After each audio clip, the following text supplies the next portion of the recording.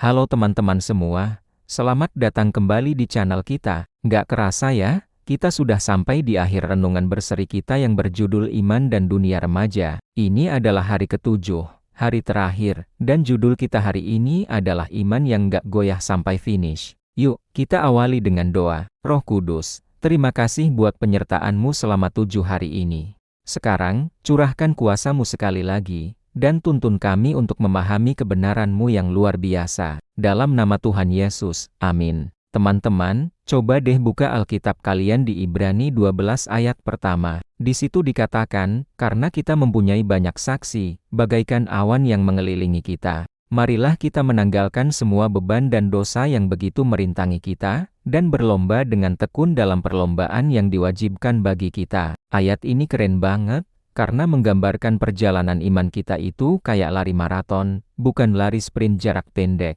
Kalau sprint, kita cuma butuh tenaga besar di awal buat lari sekencang-kencangnya. Tapi maraton, itu beda. Maraton butuh ketahanan, butuh strategi, dan yang paling penting, butuh daya juang yang nggak habis-habis. Nah, sama seperti perjalanan iman kita sebagai anak muda, tantangan terbesar yang sering kita hadapi itu bukan cuma godaan dari luar, tapi juga lelah rohani dari dalam. Pernah nggak sih kamu merasa capek berdoa, malas baca Alkitab, atau merasa kayaknya Tuhan itu jauh banget?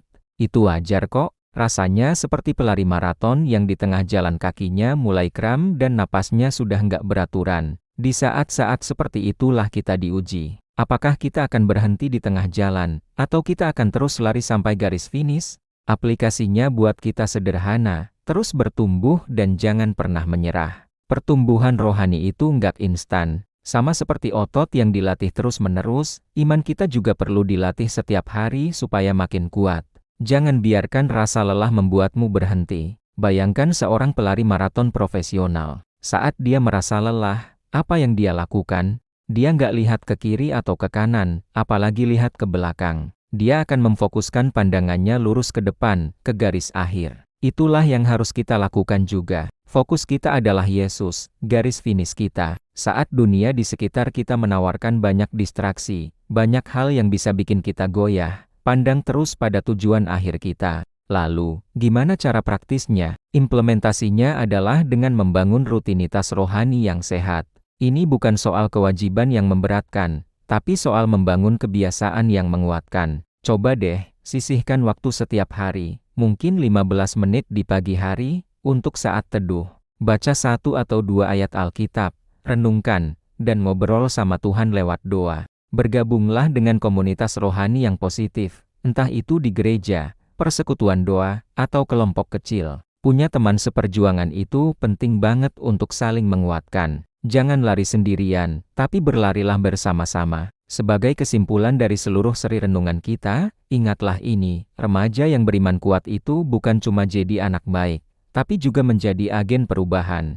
Kamu punya potensi untuk membawa terang di tengah kegelapan, menjadi garam yang memberi rasa di lingkunganmu. Imanmu yang nggak goyah sampai finish akan menjadi kesaksian hidup yang luar biasa bagi banyak orang. Mari kita tutup dalam doa. Tuhan Yesus, terima kasih untuk perjalanan iman yang Engkau berikan pada kami. Kami mau terus berlari dalam perlombaan ini, dengan mata yang tertuju padamu.